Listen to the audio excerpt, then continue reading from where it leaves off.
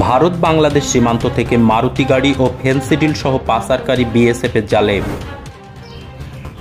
উত্তর চব্বিশ পরগনা জেলার বসিরহাট মহকুমার স্বরূপনগর থানার ভারত বাংলাদেশ আশিকারি সীমান্তের চেকপোস্টের ঘটনা। গতকাল গভীর রাতে একটি মারুতি ওয়াগনার গাড়ি সীমান্ত এলাকায় ঘোরাঘুরি করছিল। সেই সময় বিএসএফের জওয়ানদের সন্দেহ হওয়ায় সেই গাড়িকে তল্লাশি চালাতে গিয়ারবক্সের ভেতর থেকে বেরিয়ে আসে 24 পিস ফেন্সিডিল নিষিদ্ধ কাপ সিরাপ। তারপর গাড়ির ড্রাইভারকে আটক করে জিজ্ঞাসাবাদ করে তারা এই ঘটনা জানতে পারে।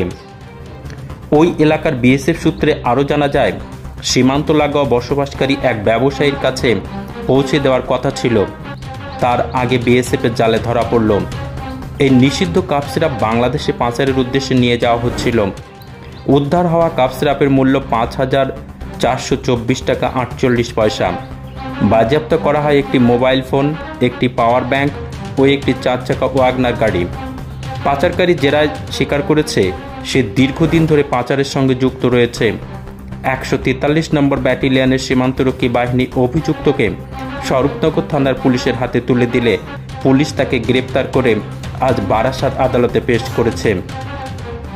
এমএস নিউজ বাংলা চ্যানেলের পরবর্তী খবর সবার আগে পেতে ইউটিউবে চ্যানেলটি সাবস্ক্রাইব করুন, ফেসবুক পেজ ফলো করুন, ফলো বাটন ক্লিক করুন, সেই সঙ্গে খবরটি ফেসবুকে প্রচুর পরিমাণে শেয়ার করুন।